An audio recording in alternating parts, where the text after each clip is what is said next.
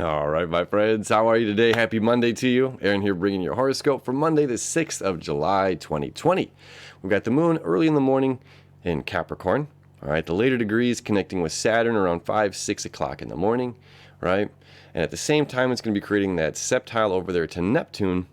Okay, that septile Neptune is, again, Saturn says, let's make things real. Let's put pressure on things. My emotional needs, what do I want? Let's bring them into manifestation.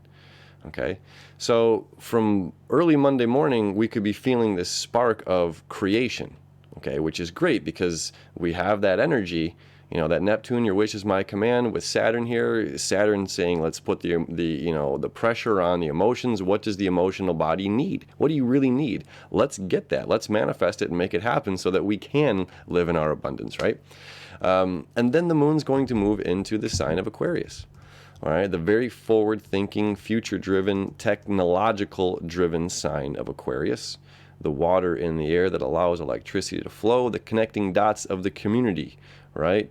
So I am an individual, and we are all one. Right here, we're all one, but I'm an individual, and this is the collective consciousness of us all. All right, this is the collective of all people. Okay, so we're dealing with the community. We're thinking about the community. We're forward thinking. This is the visionary sign of Aquarius, which is ruled by the sign Uranus. Okay, so fixed sign Aquarius, fixed sign Taurus.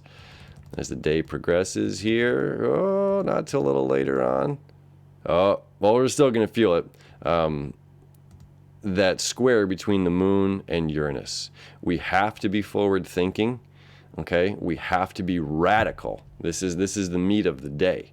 Okay, we have to be radical in our thought process in what we're going after right now in order to break through to reach whatever it is that we're trying to achieve. Again, that's unique to all of us and to each person.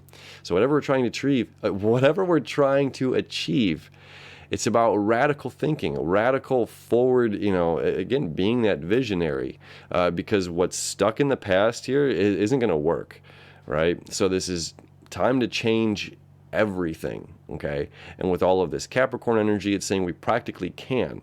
And if our focus on our emotional need is something about the future and community driven, meaning we care very much about the people that we're doing this with, doing this for, this is a solo journey, but at the same time, this involves a lot of hands. The hands of the many count as one, all right? So there's that square here to Uranus, but as well, there's an emotional trine to Venus at 7 p.m. We'll go back an hour, 7 p.m. 8 p.m. Okay, so moon trine to Venus, really, really powerful connection. Again, what Venus is saying is fall in love with the whole journey, fall in love with the whole ride. And once we fall in love, and this can be difficult, is to love like the trauma and the pain of the past. That can be really difficult, and that's what part of Venus's job here during its retrograde was. And moving throughout Gemini the rest of the month of July, is for us to fall in love with all those little things, all the cracks in the cement that weeds grow out of, because sometimes there's a beautiful flower that grows out of there, and we can stop and take a picture, stop and smell it.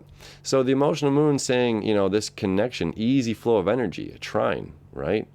Air sign to air sign, easy flow, emotional needs and emotional wants and desires. So this is again saying once I have this acceptance of my of my past and loving everything that's happened in my life, everywhere where I screwed up, everywhere where I've, prevailed or fallen behind, and appreciating all of those things. Well, now we get a new sense of clarity, if we have acceptance of those things, this new sense of clarity in what we're able to do in moving forward in the future. Okay, and that's what the next 2.5 days is all about here. Getting ground underneath us where we want to go in the future. So it's a really beautiful, really, really beautiful day. Again, this month there's not a lot of movement. It's just slowly hammering through each sign. Everything is just slowly. Mercury is going to stay in the sign of Cancer. Venus is going to stay in the sign of Gemini. Mars is going to definitely be staying in Aries. All right.